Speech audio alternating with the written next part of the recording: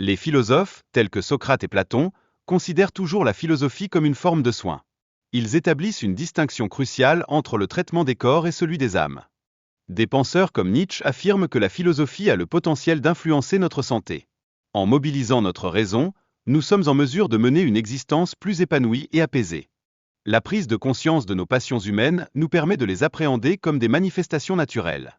Cette perspective contribue à accepter notre condition sans la considérer comme une pathologie. La philosophie invite à interroger notre propre existence et à explorer nos passions, facilitant ainsi une meilleure compréhension de nos émotions et de nos comportements. En réfléchissant sur nos expériences personnelles, nous pouvons identifier nos souffrances et les motivations qui nous incitent à agir d'une certaine manière. Cette introspection se relie à notre humanité commune, ce qui nous aide à appréhender notre place dans le monde et l'univers.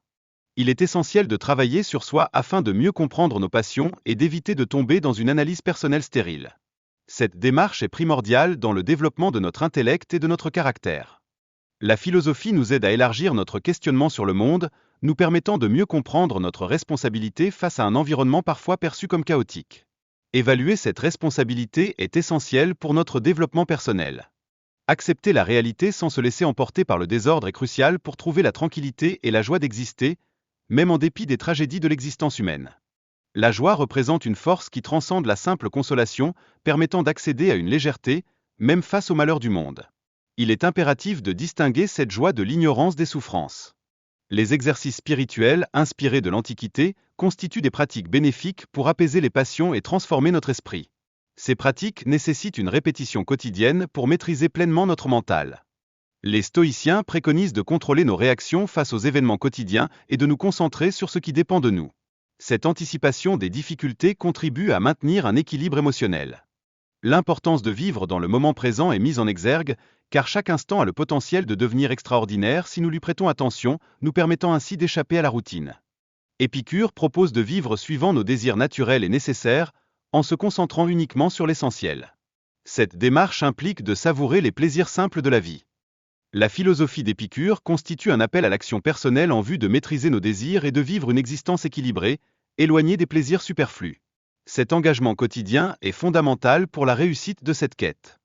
L'épicurisme, tel que défini par Épicure, fonctionne comme un remède, toutefois son administration doit se faire avec nuance pour garantir son efficacité. Une surveillance attentive de ce processus est donc nécessaire. Lucrèce, dans son poème philosophique, propose une version plus accessible de l'épicurisme, mettant l'accent sur le plaisir comme principe fondamental de la vie. Il critique l'idéal ascétique d'Épicure pour privilégier une approche plus réaliste. La philosophie doit s'établir comme une pratique lucide, permettant de décrire la réalité sans rigidité. Elle doit servir à comprendre et à agir face aux défis inhérents à la vie. La réflexion personnelle peut débuter par des questions simples qui aident à faire un bilan de notre existence, facilitant ainsi une meilleure compréhension de nos passions et de nos aspirations. Penser et marcher s'avèrent intimement liés, car le mouvement stimule la réflexion. La nature constitue un cadre idéal pour favoriser ce processus d'introspection. La philosophie ne devrait pas être perçue comme une mode passagère, mais plutôt comme une pratique essentielle visant à rééquilibrer notre perception du monde. Elle doit considérer à la fois le corps et l'esprit pour être pleinement efficiente. Spinoza a souligné que l'idée est une force motrice qui nous incite à agir. Pour lui, comprendre une idée nécessite de l'intégrer au tissu de notre vie quotidienne. Savoir quelque chose implique de ressentir sa vérité au plus profond de soi. La véritable philosophie demande une expérience personnelle, dépassant le cadre d'une simple discorde intellectuelle. Philosopher exige du courage et un engagement sincère envers soi-même. Chacun d'entre nous possède la capacité de philosopher en entreprenant des actions concrètes dans sa propre vie. Ainsi, l'exploration philosophique devient un voyage inestimable vers la compréhension de soi et du monde qui nous entoure.